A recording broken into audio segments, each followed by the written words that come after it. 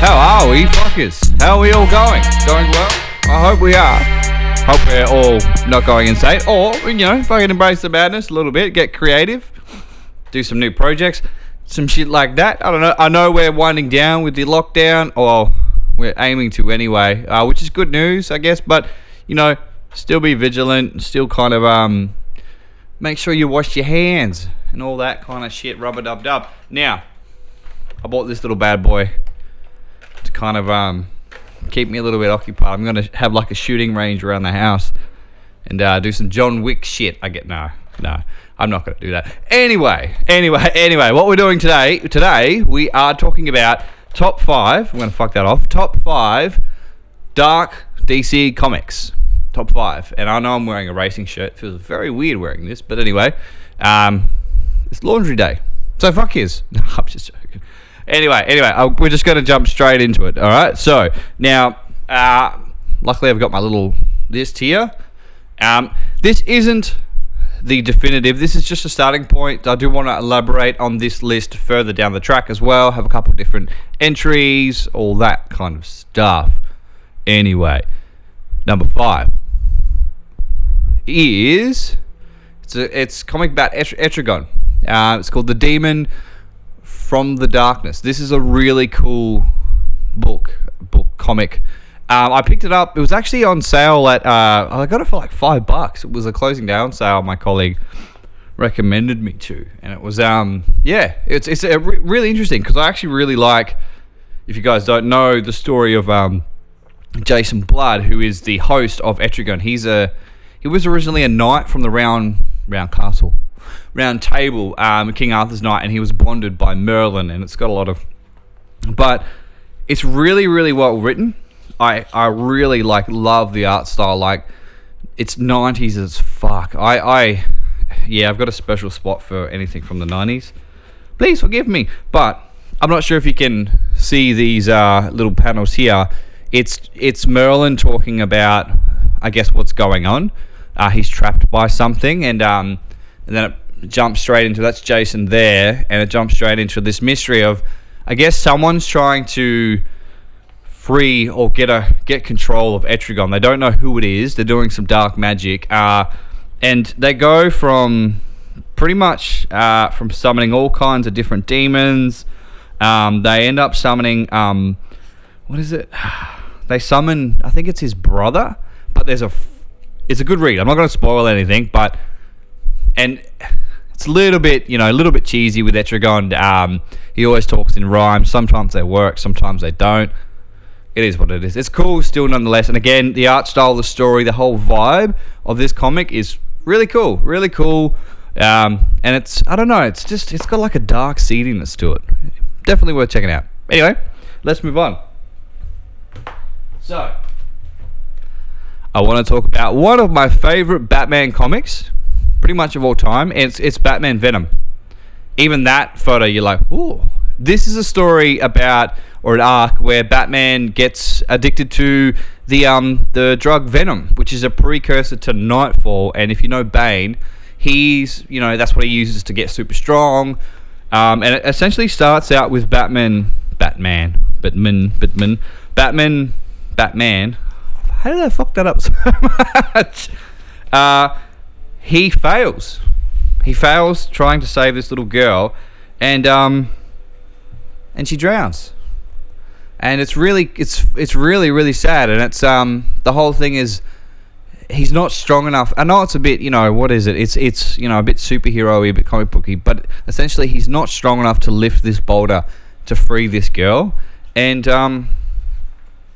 it's like you can see it here, where he's trying to lift the boulder, the water's rising, it's rising, and he can't save her. So that actually drives Batman insane, as it would anyone, and it actually forces him to look at alternative options because he starts to realize his limits. And it's a great precursor to the Nightfall saga. Again, I do have a bias. I'm just flicking through the thing to try and find some really cool panels here, but this is one of my favorite photos ever, or covers. Look at that. Batman with a beard. He has to go cold turkey because essentially what happens is he does get addicted to this drug, and he does become a servant, I guess, to a paramilitary or a slash military organization that's pretty much makes him a hitman, which, yeah, really, really interesting. And it's a great precursor to the Nightfall one, as I've said a few times as well. And it's got a lot of themes. You actually get to see... Oh, fuck, I'm just going to say it anyway. So the guys, the actual chief and everyone, they actually get away. And they actually go to... Was it Santa Prasia? Which is the home of Bane. That's where he's actually staying. So that leads into that arc, which I think is fucking awesome. Anyway, speaking of the Nightfall saga, that is our number 2. I think I'm on the right one. But just this is just the first collection. I've got another 3 of these books. These are fucking amazing. I remember reading this and was absolutely gripped. This is the book. This is the series that made me a fan of Batman. You know, like really in terms of the feel, in terms of how Batman's actually portrayed as well. How the art style, how he's what's the word? How it's, I don't know, everything's just right. You know, with the animated series, it just felt right. Everything was just boom, boom. This, for me, was the same thing. And obviously, so the story is that this is Bane breaks Batman's back. What happens then is he has to get a replacement just until he heals. Nightwing, for reasons that they go into here, isn't asked, but he's actually picked up another guy called Jean Paul, who's one of my favorite Batman universe characters. Fuck everyone else. He's called Azrael, and that's Azrael here. I really dig Azrael. He's such a cool character, and he's the only character for me, I'm going to be honest, he's the only character for me that kind of, how do I put it, was his own Batman, if you know what I mean. Whereas, you know, you had Dick Grayson, Jason Todd, all the Robins were shadows of Batman, or they were trained by Batman to be essentially him, whereas Jean Paul was just a fucking loose unit. And there's some really cool nods to, you know, the differences between him and Bruce. I actually managed to pick up this really cool little figure at Comics R Us in the city. This is fucking cool.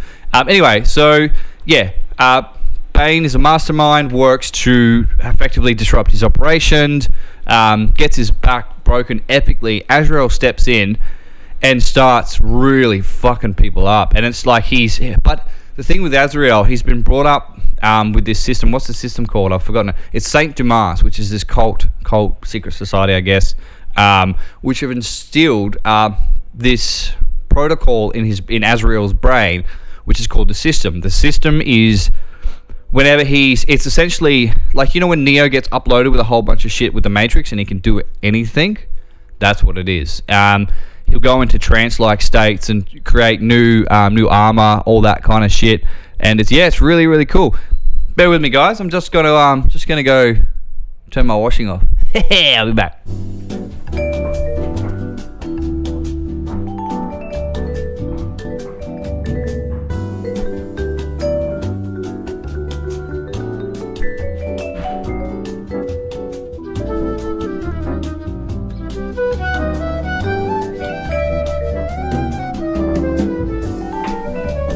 And we're back. How are we, everyone? ... And yeah, so Azrael, really cool. The system takes over whenever he's in a dire situation. Oh, fuck these fucking burps. Whenever he's in a dire situation, which is a lot, usually when he's with Batman. So, and he's actually, he can hold his own. Whereas I always feel, look, Robin and stuff can hold their own. And to be honest, I'm not a big fan of the Bat family. I think it actually takes away from Batman, I guess. Look, Robin and his sidekick, awesome, but the others, I'm really not sold on them. And I get, anyway, I'm not going to comment. But look, this is a really cool story arc. And as you so the second one in this series is where Azrael gets actual full control of the mantle, and that's when the system really starts to go fucking nuts. He starts having these full-on hallucinations on top of rooftops with his like dead father he's talking to, and the whole system has been actually designed. If anyone's played the Nightfall, if anyone played the Arkham Knight series, it's kind of, that has taken a lot of inspiration from this. The system has essentially been designed to take over or usurp Batman, and it's all about him taking the cow, and the battle between these two at the end is fucking epic. And it's a little bit when I say epic, it's because there's so many. There's like the full rogues gallery in this series. You get him fighting against the Joker. There's a really, really good interaction with with Catwoman, and she can tell straight away. She smells him. Smells Azrael standing in as Batman and can pick it straight away. She says, because old man's John Paul's been neutered and he's been, what's the word? He can't have any attachments. So, and she picks up on that. She says, your pheromones are different to the original Batman. You're what's the word? You're not numb, but because obviously she's attracted to Bruce, she can pick up straight away that there's like, he's got no sexual chemistry with her, and she can smell it, and it's like, fuck. But look, he like really, really cool. There's a dark multiverse tale of this, which is kind of cool. It's set about 30 years later. I won't go too much into it, but look, I should digress into the top one. Now, this is probably one of the darkest comics I've ever read. It's Batman comic, obviously. It's Batman Arkham Asylum.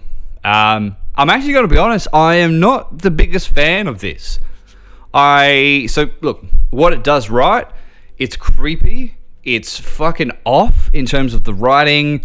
It just has this icky vibe to it. The whole pages, the artwork, everything is like surreal and like very, very horror movie-esque in terms of, there's people have bouts of delirium. Like it tells the story of Amadeus Arkham and how Arkham Asylum comes in. The main issues I have with this is how it depicts Batman. I don't think it's an accurate depiction. I think Grant Morrison has taken a few of his own liberties here, which is fine, and I can understand why he's doing it. Like there's one scene where he depicts Batman as this really cold, kind of almost narcissistic character, which I get, and I guess going through Grant's eyes, you could argue that, but that doesn't work for me. It's just. But in terms of being dark, holy fuck, there's a bit where I'm just gonna spoil it. There's a bit where so Arkham Asylum, the whole undercurrent of this story is Batman. It's essentially Arkham Asylum, the game as well, but a lot darker. So the inmates have taken control over the asylum. Batman has to be sent in, and there is some really cool panels where it's him essentially walking into hell. But it just, and I'm even a bit like kind of, I don't really want to open it too much, because it's really fucking graphic. There's, like I said, anyway, there's one bit where Amadeus, forgive me, Amadeus he's having it's like telling his story, which is set prior to these events, because Amadeus actually becomes an inmate. What happens is Amadeus befriends a serial killer called Mad Dog, who's actually in the asylum. He's rehabilitating him. He thinks he's rehabilitated. He lets him out. And what he does, or he escapes, I can't remember. What happens is he finds Amadeus's family, kills them, fucking brutally. Like Amadeus walks in and he opens a drawer, and all you can see is the head of his daughter, like just staring at you through this. And anyway, it's kind of insinuated that Arkham fucking loses his mind, and there's a panel in it which is quite disturbing where Arkham is actually vomiting up. Like it goes from him seeing the stuff and then to him vomiting, and it's kind of implied that he ate his family. Yeah, fucked up. Really fucked up. So look, it's a great little nod. Like I said, it's. I don't think they look, and I'm going to be honest. I really don't think Grant Morrison ever really nailed Batman in terms of the character. I think we're looking at through his eyes, which is fine, and that's a really cool different take. But to me it's not a Batman comic. To me, it's a comic set in the Arkham universe where you've got this shit going, and the Batman who stands in is, to me, almost like an imposter. It just doesn't feel right, which is kind of what makes the comic, again, even more creepier. So if you're into something that's a bit out there and a bit kind of left to center, check this out. Not my favorite comic, but it is worth a read. If you do want a really good example of Batman's character summed up to a T, is actually an episode out of I think it's the Justice League animated series, and I think it's from a Superman episode, I'm not sure, but it's in regards to a character called Ace. Ace is a metahuman who was a part of the Royal Flush Gang, and her powers is she can manipulate reality and distort and all this kind of stuff, but she's essentially just a scared girl, in terms of because she's quite young and she doesn't know what's going on, and her powers are killing her, and eventually they are going to finish the job.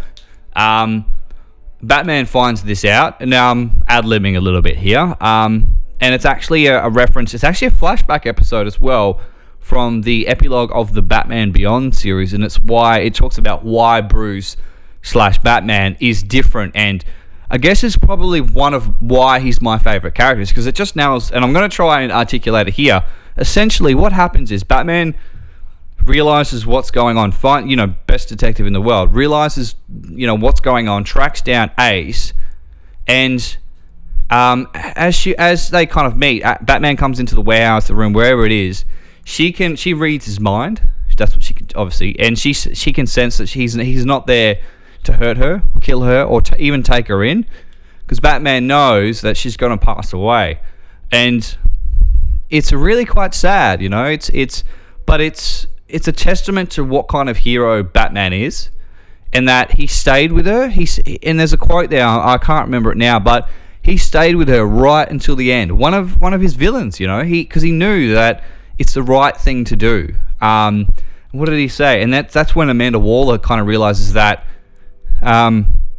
it's Batman's will and his compassion that separates him, and he's almost superhuman in that respect, whereas arguably there's no other character across all the comic universes that could actually, I guess you could bring up 1,000, but to me it's just so nailed there. And there's this really famous panel or a scene where he's walking out and he's got Ace in his arms because she's passed away, and he just refuses to leave her, and he says, "I'm going to be with you until the end." And it's a bit like, whoa, hits you in the feels.